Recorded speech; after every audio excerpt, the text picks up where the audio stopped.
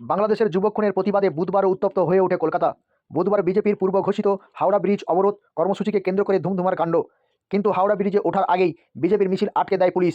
বাধা পেয়ে পুলিশের সঙ্গে বাক বিতণ্ডা জড়ায় বিক্ষুব্ধকারীরা।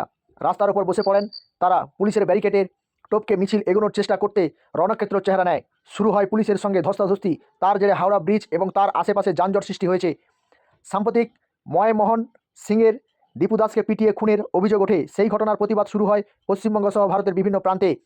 মঙ্গলবার বিশ্ব হিন্দু পরিষদ, এভিবিপির হিন্দু জাগরণ মঞ্চ সহ সংঘ পরিবারের একাধিক সংগঠনের ডাকে কলকাতায় বাংলাদেশের উপদূতাবাস অভিযানের কেন্দ্র করে উত্তপ্ত হয়ে ওঠে ব্যাগবান এলাকা।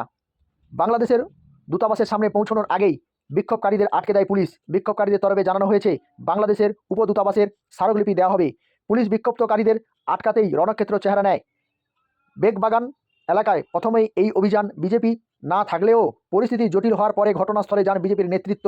পরে হাওড়া ব্রিজ অবরোধের কথা বলেন বিজেপি। সেই মতো বুধবার সকালে বিজেপির নেতাকর্মীরা হাওড়া ব্রিজের দিকে মিছিল করে এগোয়, তবে ব্রিজে ওঠার আগে তাদের আটকে দেওয়া হয়। পরিস্থিতি উত্তপ্ত হতে পারে সেই আশঙ্কা করে পুলিশ এই এলাকার আগে থেকেই ঘিরে রেখেছিল। মিছিল করে বিজেপি কর্মীরা ব্রিজে ওঠার চেষ্টা করে আটকে দেয় পুলিশ। বাধা পেয়ে বিজেপি কর্মীরা রাস্তার উপরে বসে স্লোগান দিতে থাকেন।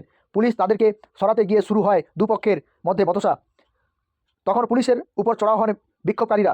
পুলিশ তাদেরকে ছত্রভঙ্গ করার চেষ্টা করে। দীপু দাস হত্যার প্রতিবাদ ভবিষ্যতে আরও তীব্র হবে তা আভাস মঙ্গলবার দিয়েছিলেন রাজ্যের বিরোধী দলনেতা শুভেন্দু অধিকারী। তিনি বলেন, দূতাবাসে আমাদের ঢুকতে দেওয়া হোক বলে দাবি করেছিলেন শুভেন্দু অধিকারী।